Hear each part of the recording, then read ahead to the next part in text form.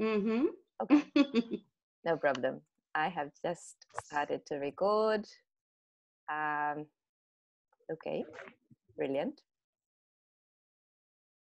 Do you see the red thing at the top?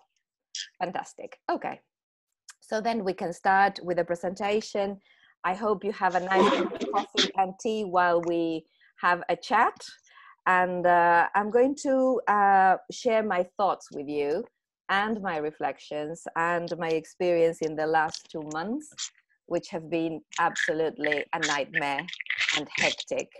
And I have chosen this title indeed because of what Gabriela was just saying. Gone with the past. There are things that certainly have gone with this past in relation to the teaching and the learning we do, and some others that will stay with us. So this is the point I will try to make in the presentation, and I hope that we can have a nice chat at the end, and that you can also say, comment, discuss in the chat as well. So, without further ado, I'm going to start with this image. This is the cover of a book. It's a book by Neil Bartlett. It's a play that was written by Neil Bartlett after the plague. And I thought this was quite evocative of today's reality, because this is what we see every day, and this is probably what we will see when we go back to the brick and mortar classroom. Children with masks after the plague, okay? One can say that there are many things that the past has taken. We've heard a lot of reflections, we've participated in a lot of webinars, and we've seen how things have started to change in the last 2 months.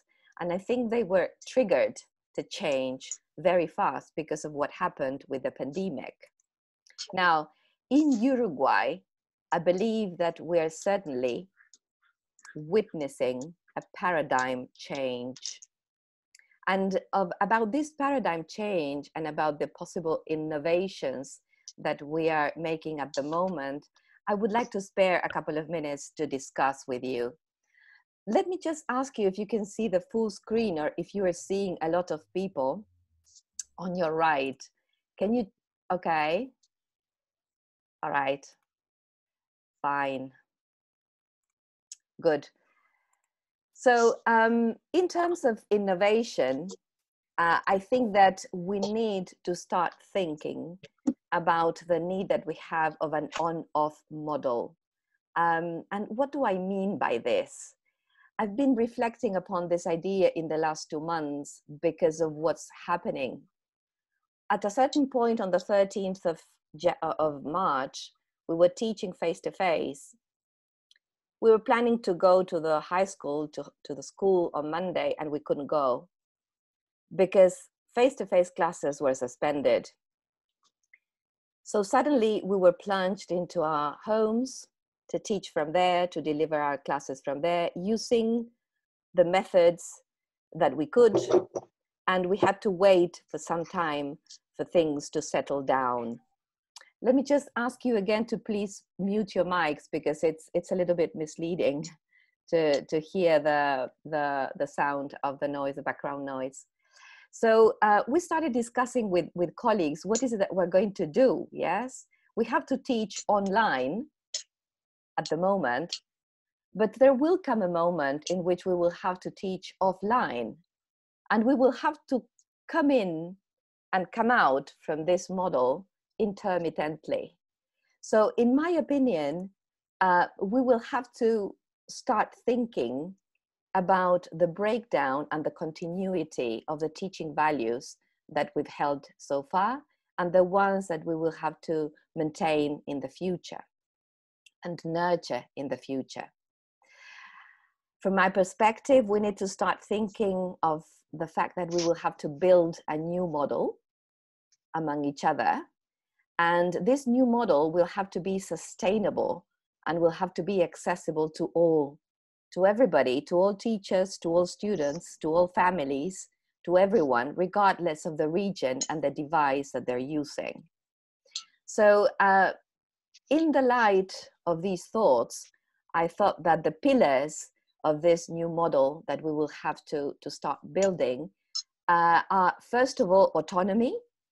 We've experienced in the last 2 months that our autonomy and the way we work and the way we explore the net and we explore new ways of teaching and learning helps a lot. So autonomy is a key element on our part, and also on the part of the students, because the students need a lot of autonomy to go forward. And if they don't have it, then they're lost in the middle of the path. So that's one of the pillars. And the other pillar, I believe, is to understand innovation. And about innovation, I will start building my argument. I believe that innovation is certainly a challenging, complex process. It's truly challenging, but it is a process, and it doesn't happen from one day to the other. I'm going to frame my argument in Frida Díaz-Barrigas's ideas. I don't know if you know her. Have you ever read, have you ever heard anything from her? She is Mexican. She's a pedagogist, and she's worked really hard in terms of developing new models and new pedagogy in relation to technological innovation in education. And last September, she delivered a conference in Mexico, which is quite interesting.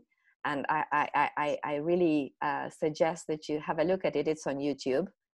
And she talks about what UNESCO has defined, what UNESCO has said about innovation, how it has defined innovation. Frida says that innovation is a process of creative destruction under conditions of uncertainty. And for sure, we are under uncertainty, aren't we? And creative destruction is a term that was coined from economy and from marketing sometimes as well. But it's also used in technological innovation in the sense that there has to be some destruction for new things to pop up.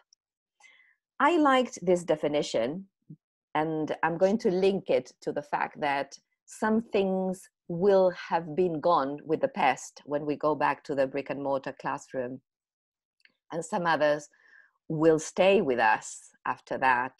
And since we are at the dawn of this day after, and we are in the process of building this new paradigm, I believe that being aware of these ideas that have been put forward by some interesting pedagogists is important to bear in mind. Innovation, says Frida, requires transformation in the mindset and in the social cultural practice. So there's no point in introducing an invention or a new app or whatever it is if there is no transformation in the mindset and in the social cultural practice of the people involved: teachers, students, families, directors, authorities, etc. So this is, I think, an interesting frame to develop the idea of the necessity and the need to build a new model, a new teaching and learning model. Please spare me 1 second. I'm going to admit some colleagues into the room. Okay, there they are. Okay, fantastic. Right, so as a challenging, complex process then, innovation responds to a sensitive demand. And at the moment, don't these innovations that we're putting in practice respond to a demand from society? The demand came from the outside. It's the pandemic. We couldn't help it. and there is a demand for us to respond and to keep on teaching, even when the pandemic is still on, and even when we can't go to the brick and mortar classrooms. So this is why I believe that we're in the process of innovation, in the process of a deep change, because there is a true demand from society to change things and to respond using new modalities. Now, also, innovation requires a society to be convinced of the advantages over the cognitive and emotional costs generated in the transition. And at the moment, we're going through a difficult process. And this process has a cognitive and emotional cost that is naturally generated in this transition. Sorry, do you mind silencing the mics? I'm going to do something awful, but I'm going to silence everybody.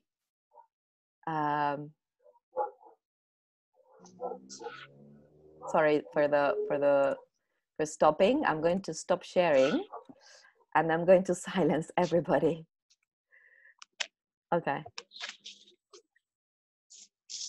Yes, I'm very sorry to do this, but there's no other way, I'm afraid. So sorry for the interruption. So being in the middle of this process, then we will have to be responsive, continue to be responsive, but also aware of the fact that there are costs generated in this transition. And we know very well about these costs, don't we? Because we will have to adapt to this on-off reality in the near future.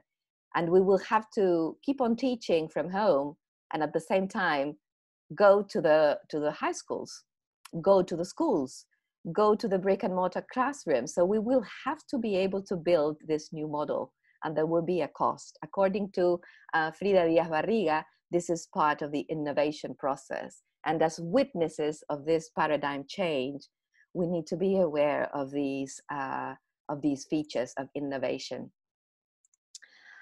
So a couple of important aspects of innovation in order to sort of clear the way and to know exactly what we're talking about. In Frida's framework, innovation refers to something original, something that did not exist before. And I believe that what we're doing at the moment in our classes, in our schools, in our courses, is quite innovative from this perspective. It's original. We didn't do it before. We did it in other ways and probably in other contexts. But in official instruction, in official education, the fact that we're teaching remotely, using virtual classrooms and teaching remotely via video conferencing did not exist before. This is quite original. So this is why I believe it's part of the innovation process. This is very important. Innovation is not an invention. It's not cosmetic. An innovative practice in education is not an embellishment. It's not something that you do just for the sake of doing it. It is an educational practice that has pedagogy behind. So at the moment, I believe that all the decisions we're making follow a pedagogic and a methodological thread. So it's not cosmetic at all. So again, I believe it's part of innovation. In an innovative educational practice, students are not considered a tabula rasa. Their culture, their background, culture, and experience are very much taken into account. So it's not that we're sort of giving them all the knowledge that we have and we are delivering instruction, but we're holding classes in the understanding and knowing their culture, their context, and their experience. We're quite good at this, aren't we? In all the contexts where we work, I believe that this is something that is in us, in our genes. It's not, innovation is not utilitarian. It follows an ethic, and it's part of your educational principles. And again, at this moment, in this transition and in this paradigm change, I think we are quite innovative because we're not abandoning our principles. Our principles are intact and they're there. The thing is that we're surrounded with so much noise, aren't we? There's so many things around us. And please chat in the chat room about this, because I know that you might be feeling the same as me. There's so many things around and so many things to pay attention to, but our principles are there, and we keep them. So the last point I would like to highlight is that innovation in education is part of a creative destruction. So there is a need for change. There is a need outside for us to put in practice innovative methodologies. And this is the fifth point that supports the argument then that we're going through an innovative process. I'm going to, okay, all right, so that I can see you a little bit better. Okay, fantastic. So I can't read what you're writing at the moment, but the chat will be saved in the computer. I'll send it to Gabby later on for us to take a look. So keep on talking. Then as part of this innovative, challenging process, I would like to say and be firm in relation to this. This transition that we're going through at the moment did not start on the 13th of March. By no means would we be able to teach remotely using virtual classrooms and video conferencing if this had started on the 13th of March. This started before, with a lot of experiences and a lot of exploration that a lot of colleagues here present today started before the 13th of March. We got ready for that. We are ready for that in knowledge and in resources. We're a very, very strong community of teachers. We've been able to bond with one another.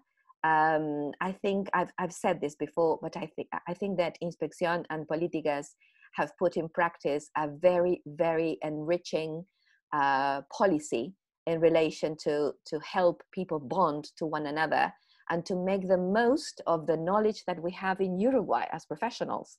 So altogether, we make this profession very good, and we make excellence in teaching and learning English. So we are certainly ready. We do have the resources and the knowledge and the community, and we're strong. So although it is a challenging process, we're there and ready to face it. Also, we are aware of the difficulties. All of us are aware of the difficulties. The difficulties in terms of reach are the main difficulties I am observing at the moment. It's very difficult to reach all the students, and we're certainly aware of this. But as Mariana Maggio said in her conference a couple of weeks ago from Argentina, we must separate pedagogy from politics. There are decisions that go beyond our control, and we need to be able to go forward and keep on teaching. Yes, I'm not saying that we don't have to do politics if we like it, but I believe that we must focus on pedagogy.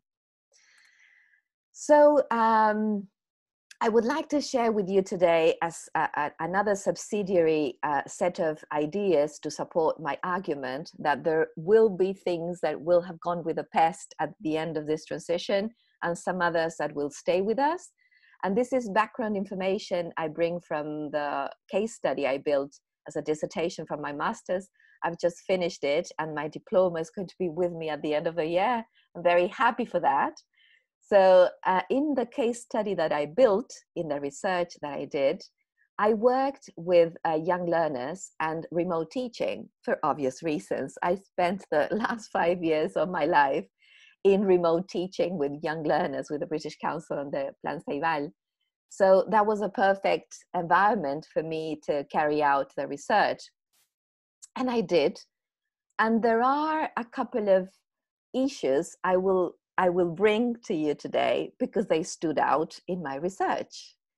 The first thing I would like to highlight is the problem of time in remote teaching. In all senses, and you name it, time is a problem in remote teaching, isn't it? Time management, time of delivery, time of preparation, time of production of content, time of adaptation of the content. So time is indeed a problem. And through my research, I confirmed the problem of time. I will share with you some of my sort of conclusions in the study in a couple of minutes. Please don't fall asleep. Have a mate or a coffee or something. Okay. Another aspect I would like to highlight is this problem of team teaching. Team teaching, I mean, this is something that we nurtured and developed and worked in Se Vale en Inglés because we had to take a lot of care of this. But in the teaching and learning that is happening at the moment, aren't we doing team teaching as well? Especially if we teach minors. There's somebody else at the other end of the camera, isn't there? So there is some sharing of the teaching. We're not child carers and child minders, as a colleague of mine has recently coined the term child minder. Yes, we're not taking care of the children, but we're teaching them. But there's somebody else at the other end of the camera. So this is also another issue to bear in mind when doing remote teaching to young learners. And last but not least, a focus on learner independence linked to autonomy, which I presented at the beginning as one of the pillars of the change of paradigm. Keep on working on learner independence and probably take out learner. Keep on working on independence and autonomy on the part of the learners and on the part of the teachers as well. I didn't say it at the beginning, but there will be a question and answer session at the end, probably 5 to 10 minutes. So take notes if you want to say something, yes? I don't enable the mics at the moment because it would be very chaotic, okay? So I'll keep on then.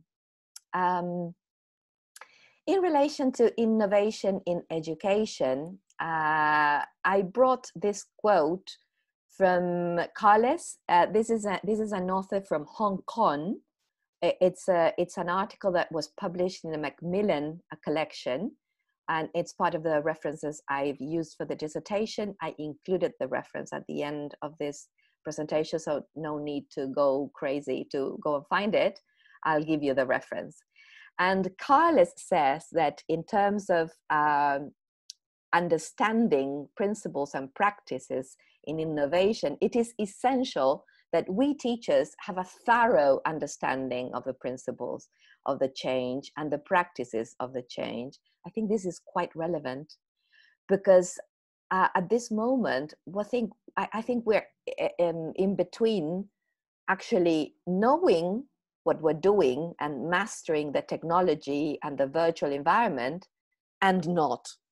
So we're sort of in the transition, and the change was not proposed. It was an imposed change because there was nothing we could do. So this is a tenet that is challenged at the moment because we need to gain understanding of the principles and the practices of online remote teaching. So this is why I believe it's quite relevant to bring this up at this moment. Understanding of what's behind remote teaching and virtual learning is very, very important. If not, our practice becomes cosmetic, full of applications, but without principles. And to be honest, I really reject that. Practice without principles is just dry, okay? So as in relation to time factor, I just included this, this slide here because I didn't want to miss it, but I'm not going to read all this. It's just that in the study that I made, there was some discrepancy between what the teachers understood the time management had to be and what online and remote teaching actually allowed for.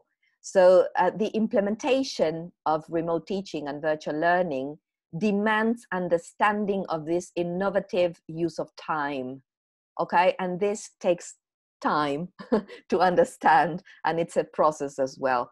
But it was indeed an item that stood out in my study. Also, in relation to developing linguistic competence, which is our business, isn't it? What we do in English language teaching is providing and facilitating the strategies for the students to build communicative competence. We want them to communicate in English. Now, the problem here is that with the amount of time and the time problem that we have in remote teaching, language production sometimes can be challenged, and there's a tension there that we need to solve. And this tension must be solved as soon as possible, because we know for sure that if the student talking time is lower than the teacher talking time, we are in trouble. We need to make sure that the student talking time goes up and our teacher talking time goes down. Now, the problem is that we're in the middle of a transition. So we need to continue understanding the technology and the environment for this to be solved. So there is a priority here that we can take up at a later stage in another talk or workshop, whatever. But I think that priority to pair work at correcting errors and receiving feedback from the students needs to be nurtured from the very beginning in remote teaching and virtual learning. So this is an item I wanted to share with you, part of my reflections at the moment. Then in relation to this aspect of team teaching that we were mentioning, yes, we need somebody at the other end to be with a child. So we share the role of the teacher with somebody else to a great extent. Now, Thornbury says in T for Teaching, or I don't remember exactly what the title is, but I'll provide the reference at the end of the talk. Thornbury produced this model of portions of knowledge needed in order for second language to be learned. We must be aware of this, because we do know the subject matter and we use it to deliver our lessons. We do have general pedagogic knowledge,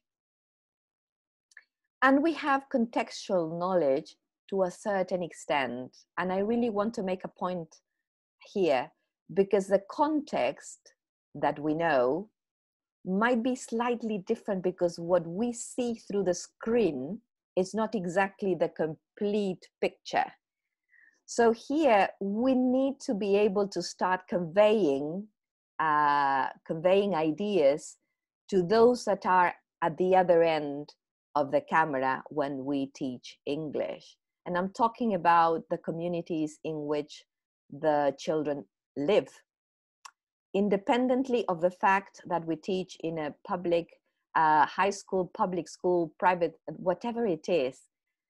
The level of dialogue and talking and sharing ideas with the community must be increased, so that this portion is enhanced and we have a complete pie here, and we make sure that English can be learned in an eased way.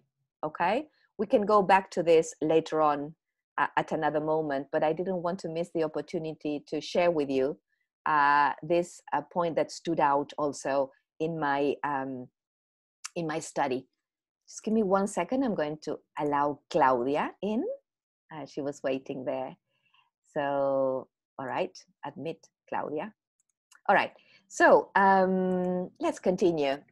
In relation to learner independence, there is a lot work to do, right? It's not easy sometimes to work on learner independence in remote teaching and in the conditions in which we are at the moment.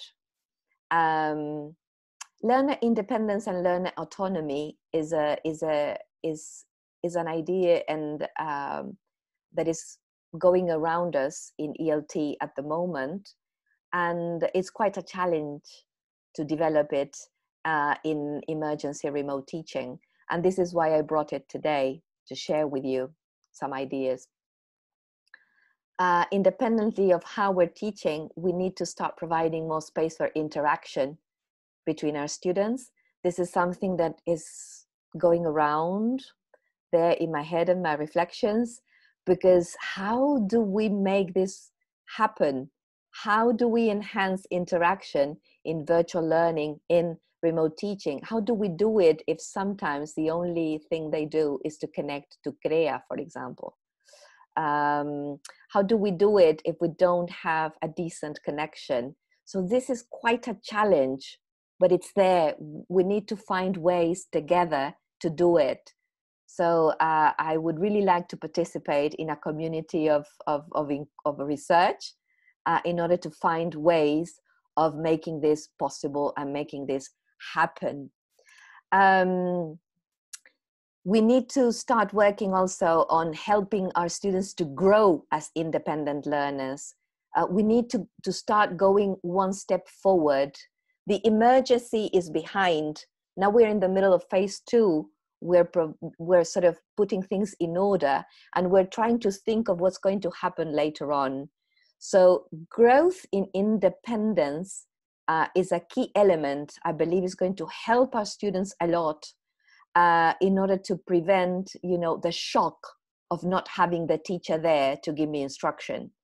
So this is something we must continue working on as a community. And as you know, as a deduction of all this, improving the learner training must be part of our classes so that they achieve better communicative competence. Communicative competence is something I have studied a bit in the last 2.5 years, and it's something that we really need to bear in mind at all times in our classes. This is what we do. We teach English, we build communicative competence. So all in all, and at this point, I would like to share with you my thoughts in a model. Yes, I've started to build, and I would like to share this with colleagues somewhere, wherever it is, to start modeling it and molding it so that it takes shape, because I am convinced that we need to start working on a new model, on a model that allows us to teach online and offline, online and offline. So we need to start working on how we're going to administer time in this new design of teaching and learning, how we said that we're going to, what decisions are we going to take in relation to the problem of time. Also, we need to bear in mind that the role of the educator here is mutating. So these two aspects, the time factor and the role of the educator, I think are pillars in the model that we need to start sort of shaping up. Obviously, as we said, there are possibilities and restrictions in relation to time and in relation to what we can do to shape up our role of educators. But there are also a lot of possibilities that technology is giving us. So we need to sort of continue focusing on the possibilities and being aware of the restrictions as well, of course. We can't be naive. So these three aspects lead to a focus on learner independence. Again, yes, the focus on learner independence must be our horizon in this transition. We must work on this together. I am convinced, and I'm quite emphatic, and I'm aware of the fact I'm being very emphatic with this.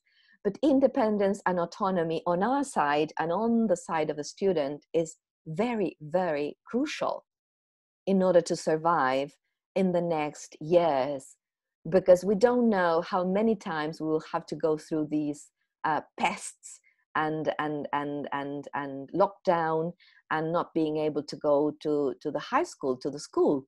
So if we don't work on this now, we will have the same problem in a couple of months or years, or we don't know when, and we will have learned nothing from this. So let's start paying attention to this and elaborate new ways of tackling it. As I said, our business is communicative competence. Let's remember this, and let's start thinking on the redefinition of the space-time frame in which teaching and learning are happening now. We must do it. This has changed. So the space and time frame in which we taught until the 13th of March will have gone with the PEST, I'm afraid. It will not be the same.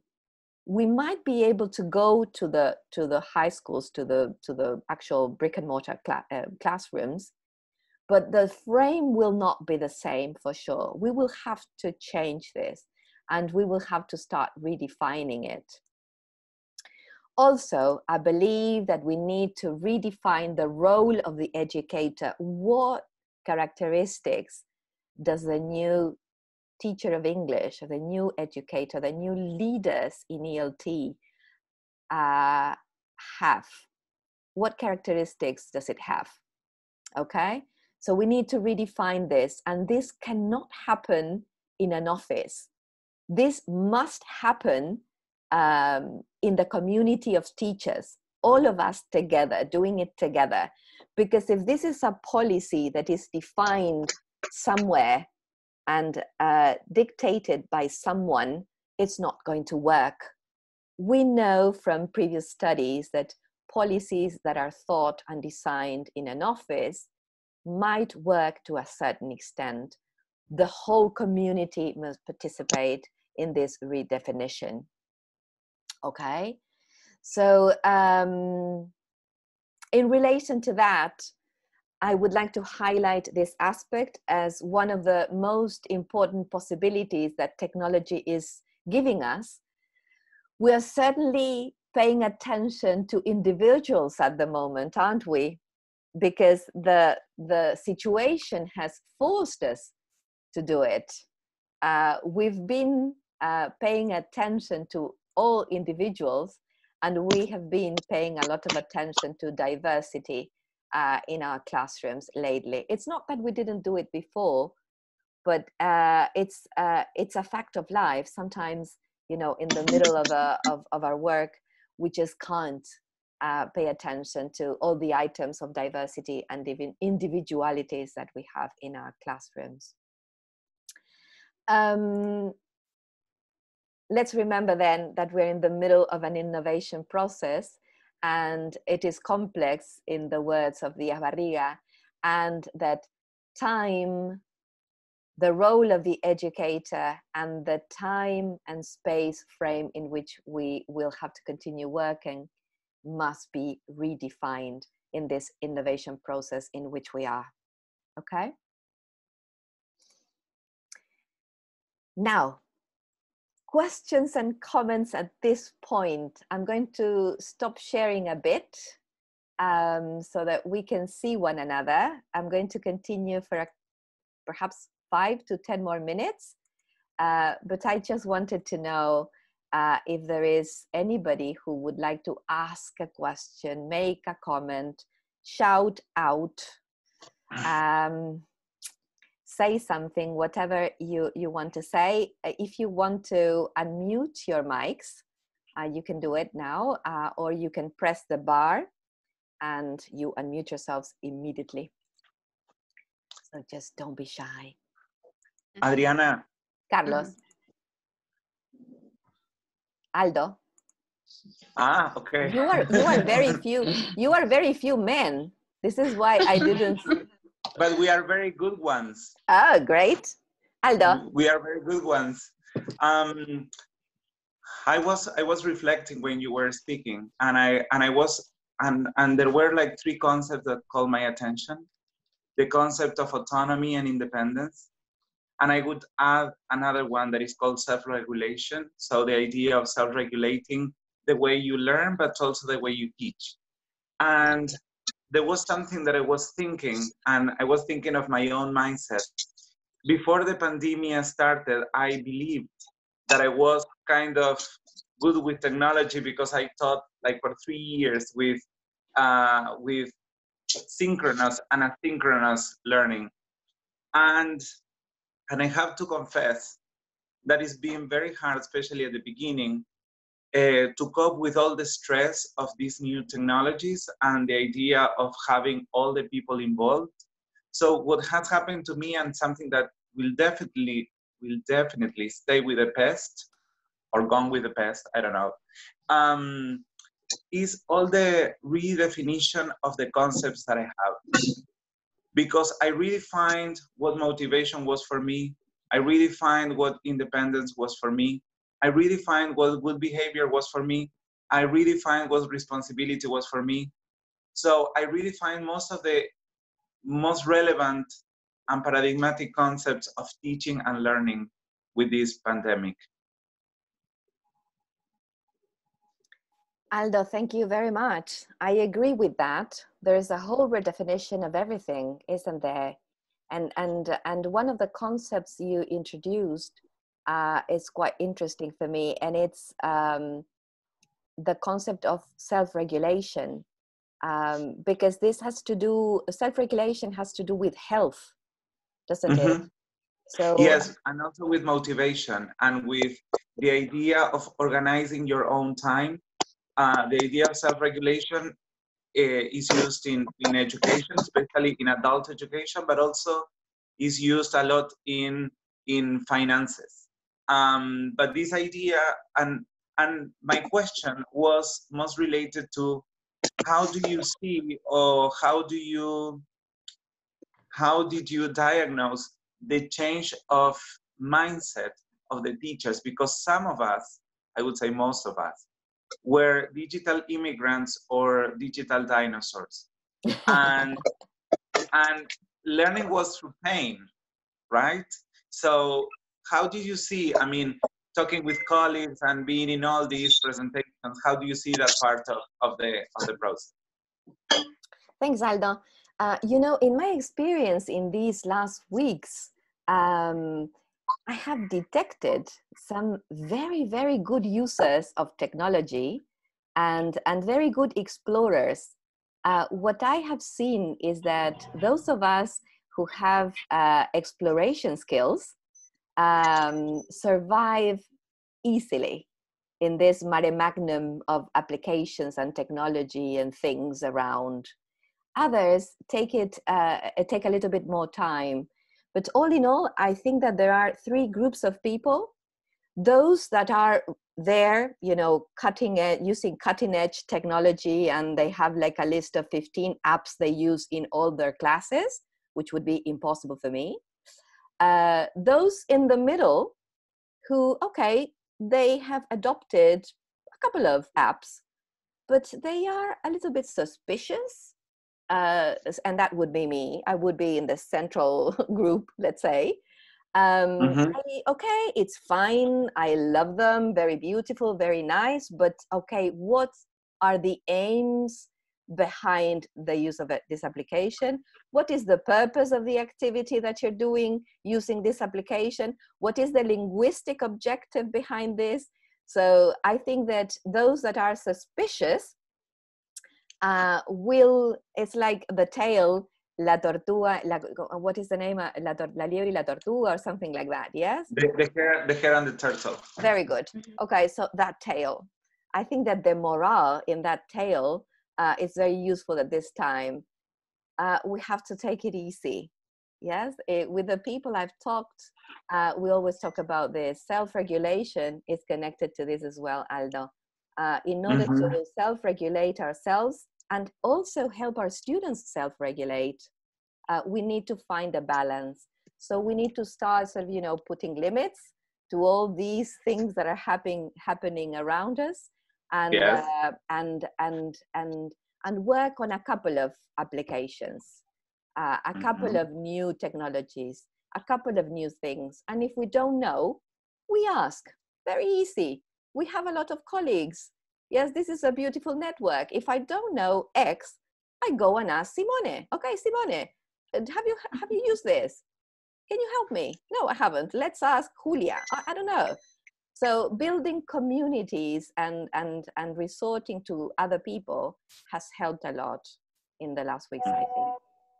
There are people, Aldo, thank you. If you want to say something else, please go ahead. If not, we have No, some I'm hands okay. up. I'm okay. Okay, thank you very much, Aldo. Okay, then Cecilia V, you've got your Yes, hand up. thank you. Yes. Okay, Cecilia. Okay. Hello, good morning. Good morning. My question is, if you could expand, if you can't, if you could take it into account for the future on time, because personally, my anxiety to the both schools I work for or in or with was how to organize ourselves in time, not to overlap. Very good question.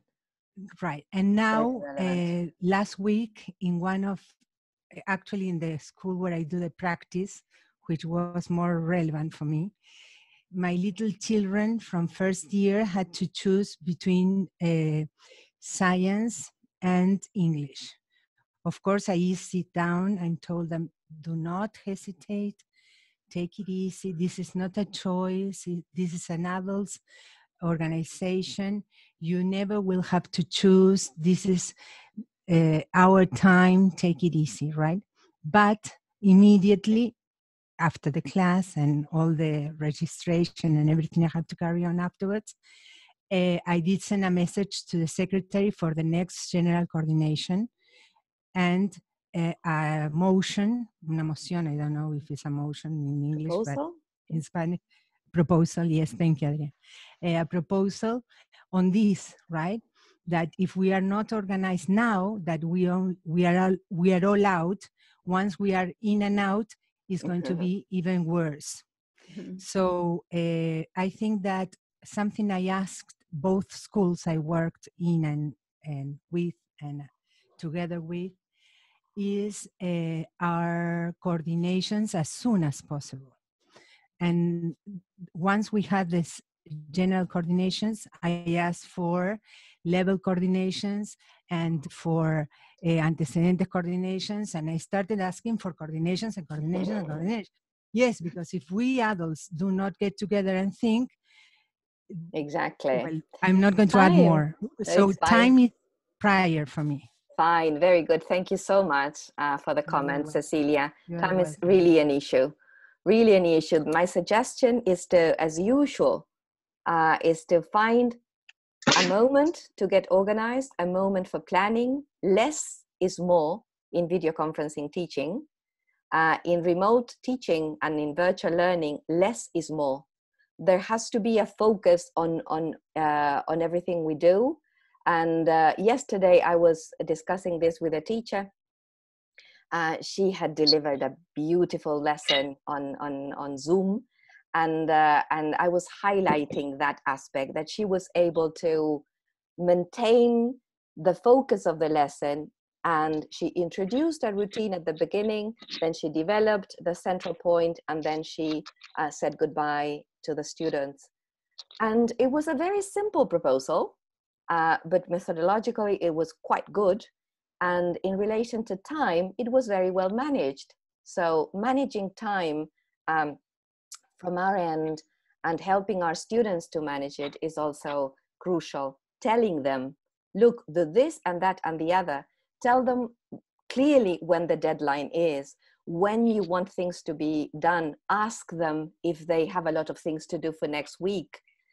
Talk to them, get in touch, share with them what you have in mind, and ask them to tell you if it is possible and realistic for them. So time management in all senses has to be present there. Then in the redefinition of the new model, this will have to be taken seriously, so that this feeling of being overwhelmed all the time starts disappearing a little bit, for the sake of health, of course. Yeah. And Simone, you have your hand up. Go ahead. Good morning, everyone. Morning. A pleasure to listen to you, Adriana. Thank you, Simone. I'm awake now. Good, good. Brilliant. Okay. Yeah. I'm very interested in this concept of cosmetic, because I think it's linked to this idea of, not because we, let's say, overload ourselves and our students with apps, yes, that will make our teaching, our instruction good. Yeah, I think this concept was discussed in other Zooms meetings, and I think it's very visual. Yes, the use of this adjective of cosmetic, because it refers to kind of a makeup. Yes, but then inside, yes, what about the principles? What about the teaching itself? So teaching will not become good or better because of the use of technology. So we have to reflect a lot more about, as you were saying, yes, why is it that we are choosing this activity? The focus, as you say, on competence. Yes, that is the key, but not on technology itself. I agree 100%, Simone, thanks. Yes, I agree with that. The first thing to think, the first job the teacher has is to know and define what is the linguistic item they're going to teach. Then they need to think how they're going to teach it and what objectives, subsidiary objectives will be in their lessons. And in the how, technology has to fit in nicely. It's not that you say, okay, I'm going to use this app because it's trendy. That, unfortunately, is very fragile from the point of view of everlasting learning. That doesn't help. It's not needed. Technology has to be subsidiary to pedagogy, always. Yes, and we are experts on what we do. We know exactly what we have to do. So what we need to develop is this skill of finding the tools that are going to help us. All right. Ele Palestrino, sorry. Hello, good morning. Hi, Ele. Good morning. Okay, it's a pleasure to listen to you, really. Thank you, Ele. I was thinking about this collaboration concept, idea, competence that we need to develop. I think we really work a lot like this. I mean, collaboratively, English teachers in general. But you were saying that we should not like follow what maybe authorities, I mean, we should follow what authorities say, but like organize ourselves and try to design also the way we believe that we should work with students. And I totally agree with that. And I guess we should like also include other teachers, not only English teachers. We should try to make maybe or plan some projects together, like with other subjects, not only English, but maybe history, maybe maths. We might even like organize or propose or plan a kind of project where all the subjects can include something from, I don't know, the syllabus or strategies you want to teach your students. And I think that's really, really essential. And that helps a lot with time also when we plan, and also for students. It's like, it's easier for them maybe to organize themselves and to have like a kind of structure of these online courses and meaningful activities also. So I guess collaboration is essential always, not only like in virtual lessons, but also at school. But I guess when we are teaching online, this helps a lot. And we cannot send like 2 tasks per week, for example, because then all the teachers are going to do the same thing. And then it's a lot for them. And what you were saying related to the lesson itself, having a beginning, like a part in the middle and then an ending, I think it's also important, yes, because they know, okay, what they should do afterwards, the like which was like the intention of the class, or like the aim of the class, let's say, and that helps to have this feeling of like learning with meaningful activities, let's say, and that they can apply then in their lives. I don't know, just like, it was just a comment and some thoughts. Very good, very good. Thank you very much. Here in the audience, we have 2 members of authorities. And although I am a rebel in kind, I must say something. I am basing all my speech on research, my dear Gabriela and Aldo, present here, and Sandra as well. Marina as well. Yes, exactly. Thank you very much. So it's not because I say it, Ele, but it's because it's actually from research that we know that when policy and models and instruction is planned in an office without considering the voice of all the actors, it doesn't work.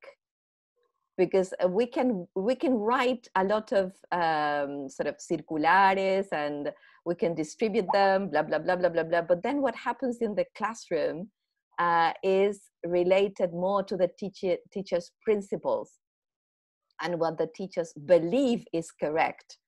This is why I believe that we have to consider everybody's voices, okay? And in the planning of this new model, that we will have to plan it, we will have to build it, and we will have to consider everybody's voices in collaboration, of course. Carlos, you have your hand up.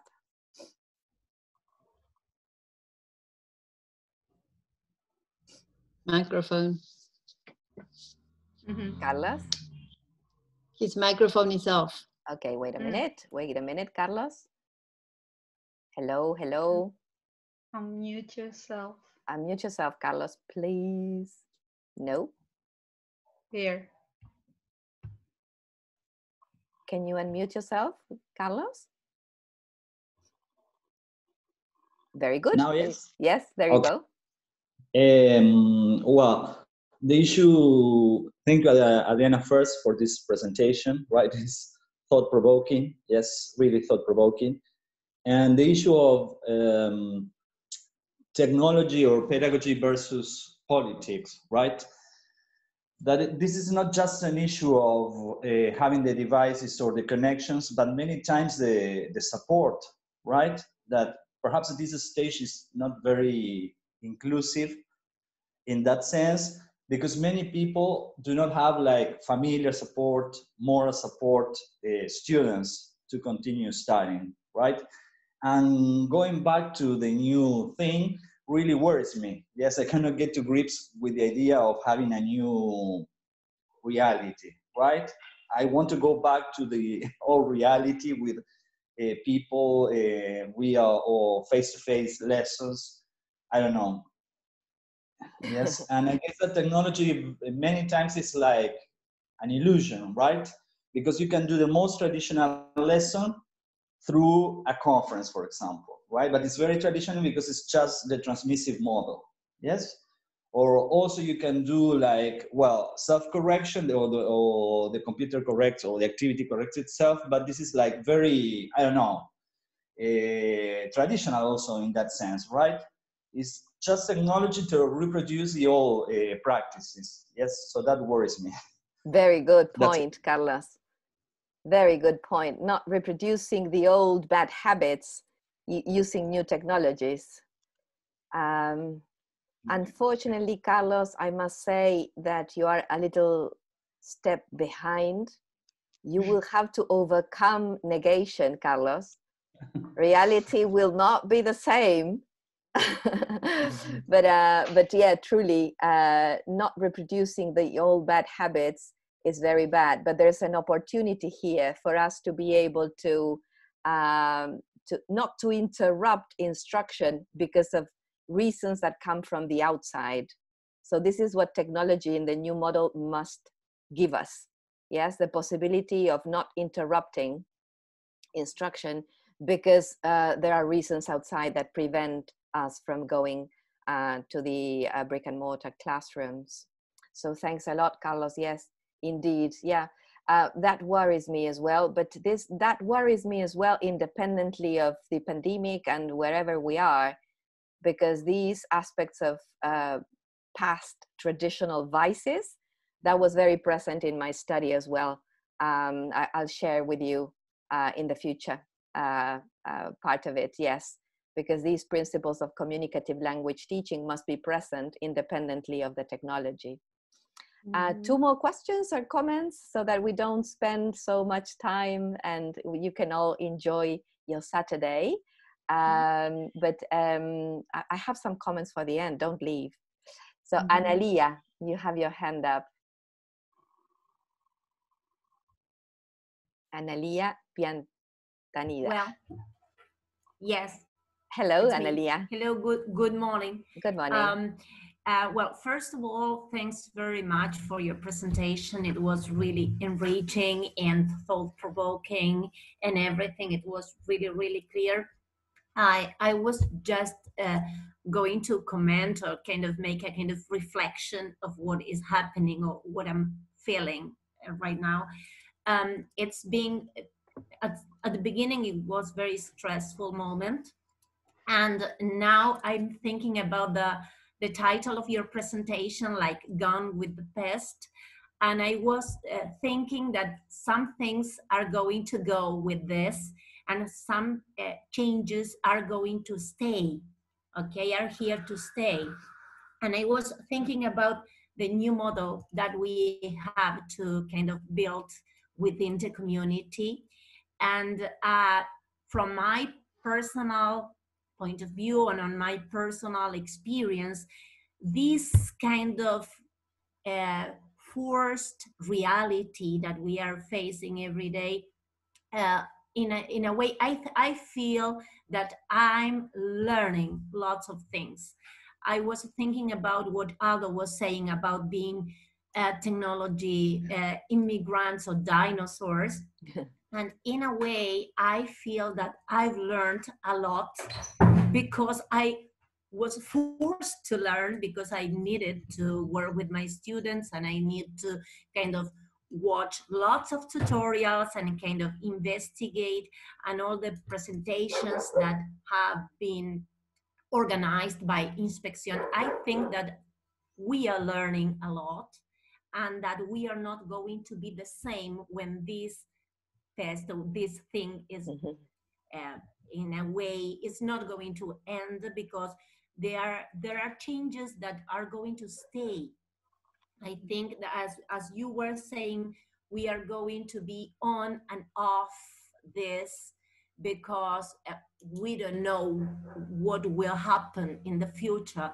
So we need to build a new model, and some of these changes will stay. And so we have to kind of rethink our roles as educators.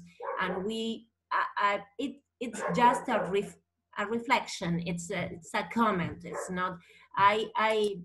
Some of the ideas you mentioned and the other teachers who have talked, like Simone or Aldo mentioned, make me think. And it's just something I wanted to share. Thanks very much. You're very welcome, Analia. Mission accomplished then. If this was thought-provoking, then the mission was accomplished. And I share with you what you've just said.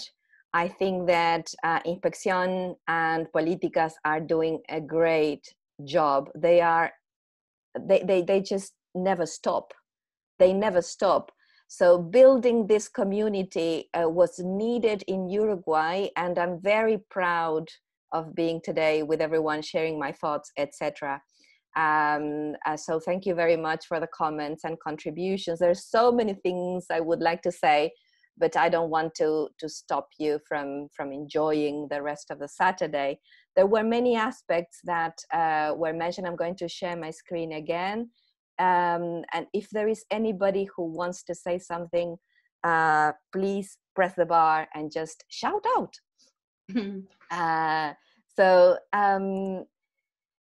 So this is something that a colleague of mine and me are doing at the moment. This is, if you want to click on this link, Aprendizaje Virtual, this is something that we started as a, as a game because we started playing with things, and we are organizing some content to be delivered freely to everyone who wants to do it. The idea is to contribute to the community. And in this problem of autonomy, we're going to be working on building autonomy on our side, because I'm convinced that when you work on yourself and you work on your own autonomy, your own independence, your own self-reflection, your own self-regulation, then you are able to pass on that to the students and to the people that work with you. So this is just a practical learning experience that we're going to be doing in the future. Not compulsory, it's just an offer.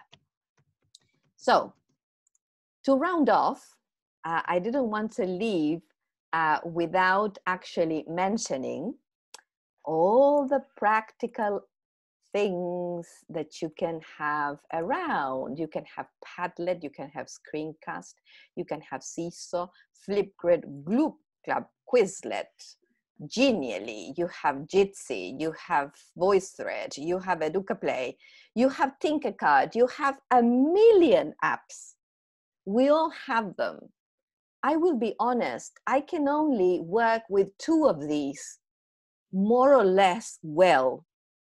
So I chose PowerPoint for today because I feel secure with it.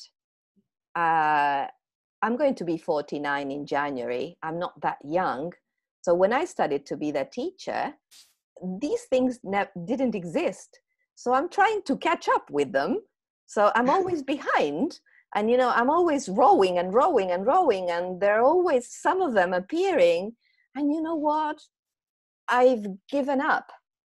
So I take a look at them. I see what they do. And then according to what I want to do, because of my professional judgment, then I decide which to use. So I just included them here because they're there, because they're beautifully explained by colleagues that use them very well. You can Google them, you can YouTube them, you can find them very easily, and they're there to be used. However, my thing and my concern is the pedagogy behind it. What is it that we're doing with our principles and what we think is correct to do in this process of change of paradigm? So these things are there, these applications, this technology is there. We are going to use it, but we will take it easy. So my advice here is don't let anybody rush you.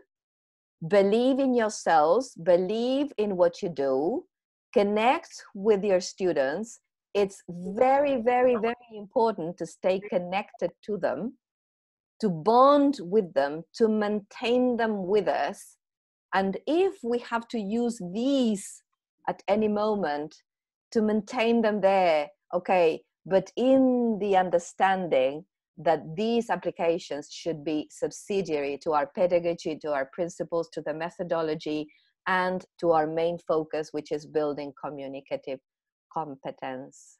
Mm-hmm. So I would like to highlight this once again. So sorry about that. I'm aware of the emphasis, but we need to keep on sort of reflecting on these issues. So thank you very, very much, everybody. This is my contact if you need to write to me for whatever it is. I really look forward to being with you in a brick and mortar place so that we can see one another, have a nice cup of coffee, And these are the references, people. So this is the book, the article by Carles, Thornberry, Diaz-Barriga, and Maggio, for the time being, yes? So I'm going to stop sharing and say thank you again, Gabby and Aldo. You are very generous. Thank you, Adriana. Workers. Yeah, I really enjoyed this presentation. It was very thought-provoking, as our colleagues said, and we'll keep on, you know, reflecting on these. And of course, when you finish your paper and you have your final, you know, presentation and dissertation or whatever, you will have a space here to share with our colleagues. They would be, I think, eager to listen to you again. It is a real pleasure on a Saturday morning to be sharing this time with you, Adriana. So thanks a lot again, and thank you, colleagues, for joining in. There I wrote something in reference to what you mentioned about authorities. We are not the top dogs here, so you know that there are other authorities. I know. Yeah, but what we do from our places, I think, is really important because we are generating a community, a strong community, and we encourage that in every single institution as well, to do it, as Cecilia Viana was mentioning, okay, because there are certain decisions that the institution has to, decide, yes, as an institution, and we cannot, in a way, say or tell them you must do this or that. That depends on context, on realities, and well, we encourage that. We know in other schools and institutions they are meeting virtually, and they have found some kind of solution to problems, as Elena was saying, working interdisciplinary, with project work, you know, with different kind of methodologies. So this is really enriching everybody. And of course, I agree with Analia that this PEST has taken us like abruptly, and well, we are not the same teachers we used to be in the past, and human beings. We have, I would say, become more empathetic, and we also not only focus on the pedagogy, but also on social and emotional factors that affect our students. I think that it's another issue we need to keep on talking about,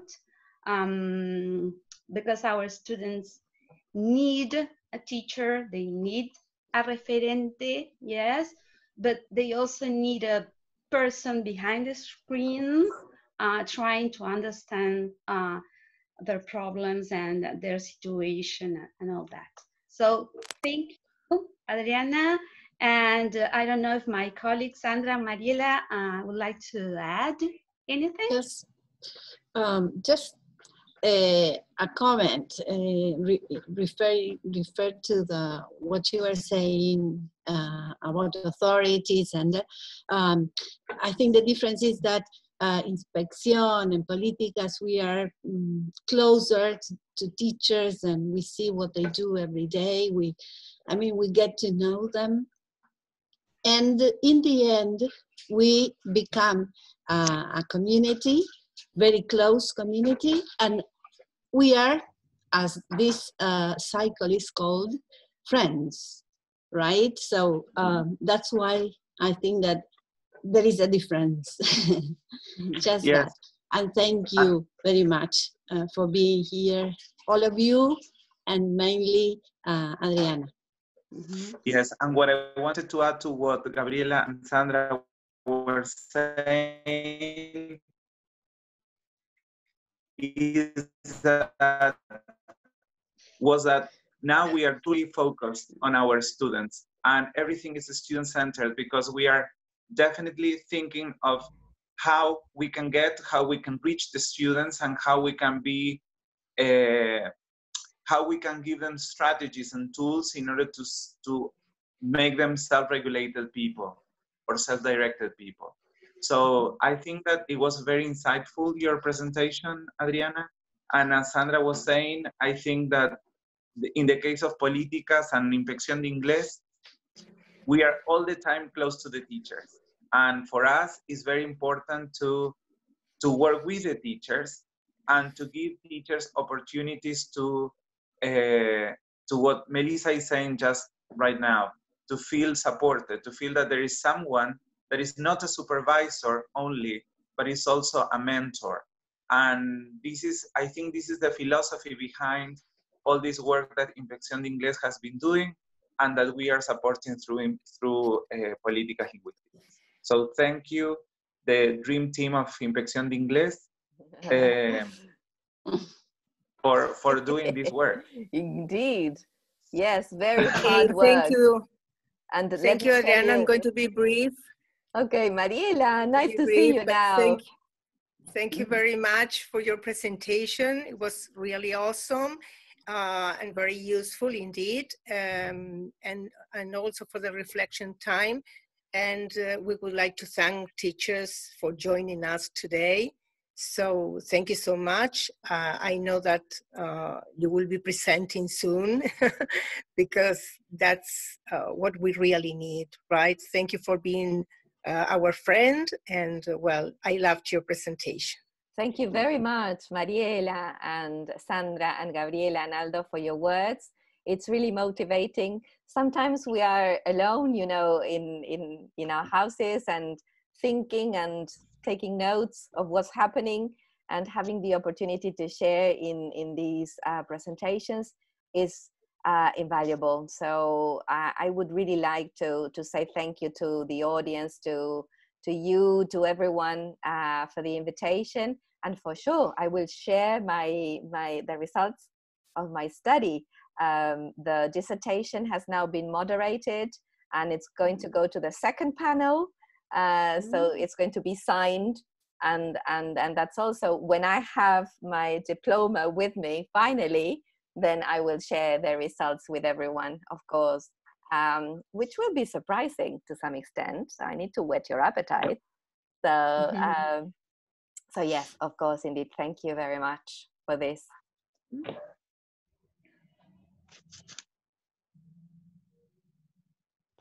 Well, it's time to go then. Okay. Thank you, Adriana. Thank you, Adriana. Thank you very much. Bye-bye, everybody. Have a nice weekend. Bye. Have a nice time, everybody. Thank you. Bye. Thank you. Goodbye. Bye-bye. I don't want to leave. Oh, who said that? Me neither. Me neither here. It was so interesting. Yes. It was amazing. Yes. Thank you very much. You're very welcome, Neida. Hope to see you soon in person. Let's see you soon. All right. Okay. Bye. Enjoy the weekend. Enjoy the weekend as well.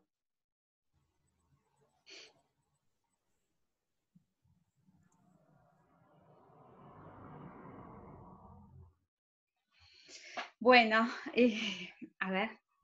Unmute ourselves. Qué divina. ¿Cómo bueno, Adriana. Capaz que fui como muy enfática con eso, Gabriela. No, para nada. Adriana, es lo que yo decía recién. En realidad, nosotros lo que estamos haciendo es siempre trabajando al lado del teacher y apoyándolo. Mariela lo puede decir porque trabajamos las tres muy unidas y de hecho tratamos de llegarles a todos. en esta situación es algo complicado, algunos se nos Gaby, quedan- Sí. perdón, ¿hay alguien más en el grupo aparte de No, nosotros? no, ya se fue todo el mundo. Karina, No. sí. Karina, sí. Karina,